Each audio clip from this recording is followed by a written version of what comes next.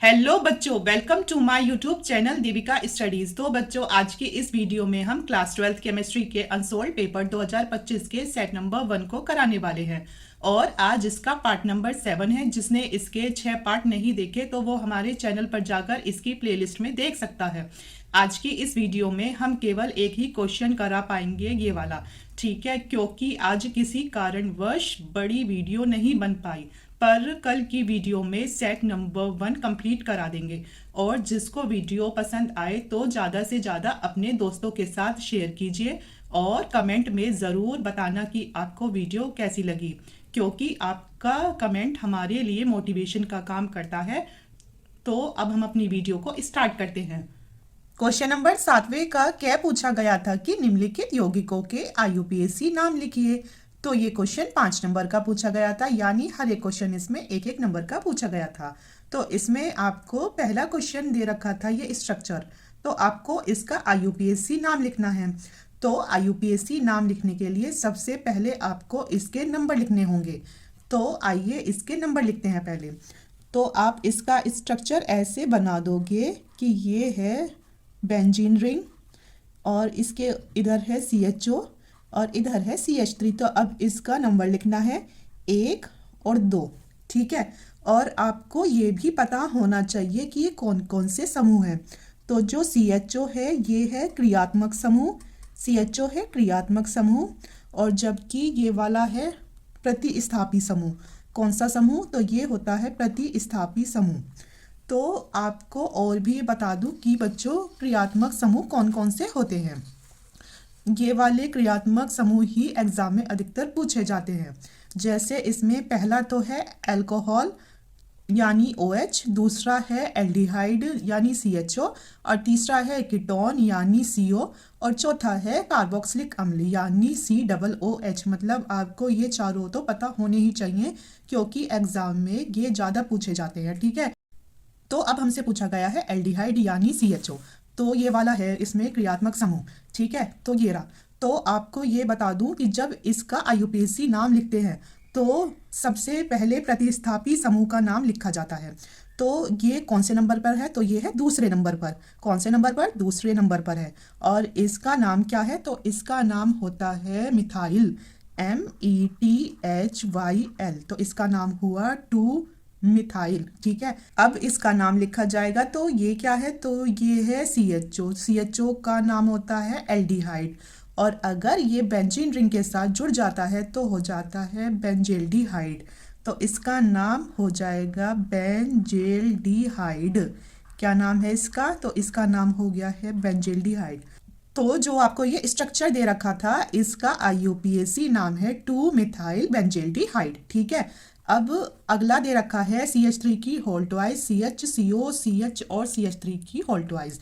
तो इसे पहले तो आप स्ट्रक्चर को थोड़ा खोल दो कि इधर दे रखा है CH, मतलब इधर से शुरू करो, ये है CH, और फिर ये क्या है? तो ये है CH3 की होल ट्वाइस, यानी एक तो CH3 आ गया इधर और एक CH3 आ गया इधर, ठीक है। और साथ में क्या है? साथ में है CO। अभी आपको बताया था कि CO होता है कीटोन, तो ये हो जाएगा क्रियात्मक समूह ये। और साथ में क्या है फिर? और फिर है CH, और साथ में क्या जुड़े हुए हैं इसके? 2 CH3, एक ये रहा, एक इसमें CH3 ये रहा। अब आपको इसमें सबसे पहले नंबर डालने हैं, या तो इधर से डाल दो या इधर से डाल दो। तो हम इधर से डाल रहे हैं, 1 2 3 4 5। तो आपको दिख रहा होगा कि जो इसमें CO है तो ये क्या है?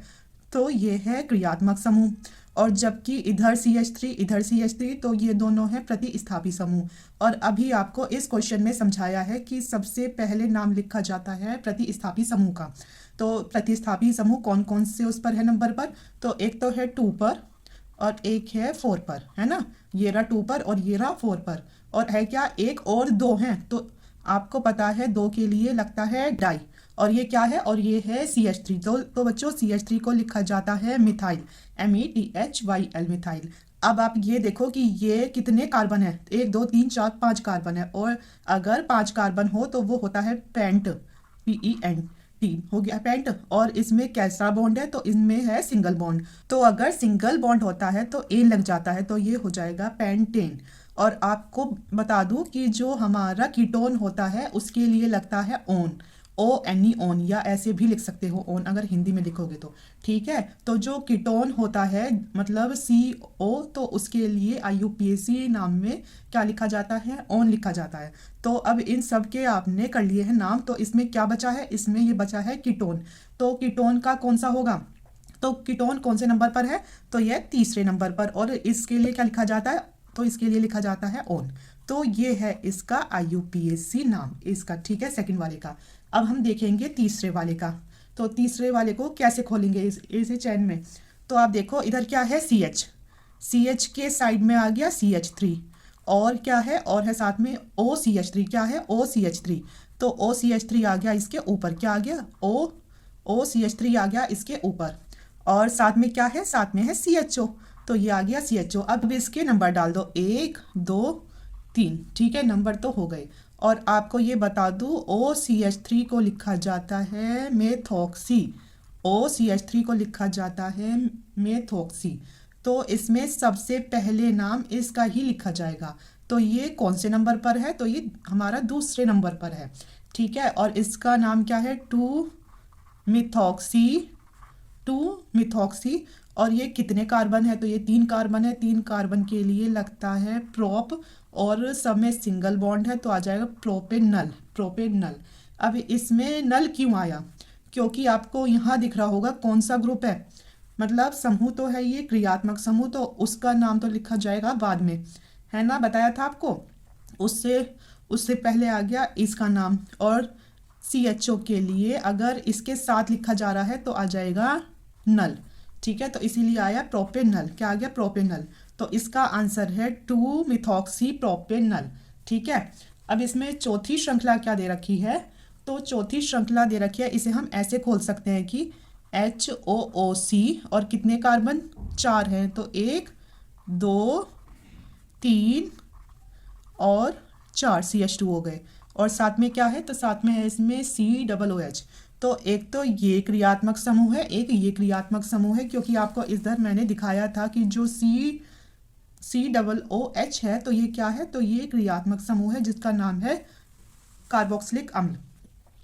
तो अब इसमें आपको सबसे पहला काम करना है, इसकी नंबरिंग करनी है। तो इधर से हो जाओ शुरू, 1 2 3 4 5 6। ठीक है, नंबर तो हमने डाल दिए। और इसमें कितने कार्बन है, 6 कार्बन है। तो 6 कार्बन के लिए क्या लगता है, हेक्स। तो इसमें शुरुआत ही किससे होनी है, क्योंकि ये इतनी लंबी श्रृंखला है तो इसमें कार्बन से ही शुरुआत होनी है। क्रियात्मक समूह तो इसमें आते हैं बाद में। और जो ये COOH होता है तो इसका IUPAC नाम लिखा जाता है ओइक एसिड।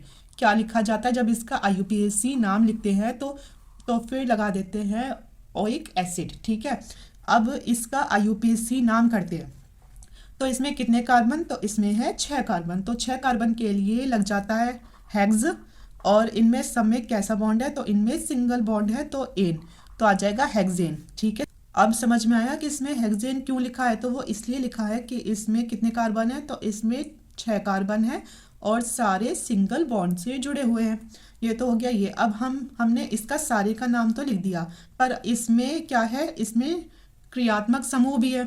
तो इसमें क्रियात्मक समूह कौन कौन से नंबर पर है, 1 और 6, तो लिख दो 1 और 6। और अभी बताया ओइक एसिड लगता है इसके लिए, पर ये कितने हैं, तो ये हैं 2, तो आ जाएगा डाई ओइक एसिड। क्या हो गया इसका नाम, तो इसका नाम हो गया हेक्सेन 1,6 डाई ओइक एसिड। अब आखिरी है इसका, तो इसमें ये स्ट्रक्चर दे रखा है, और अभी आपको समझाया है कि अगर COOH है तो उसके IUPAC नाम में लग जाता है ओइक एसिड।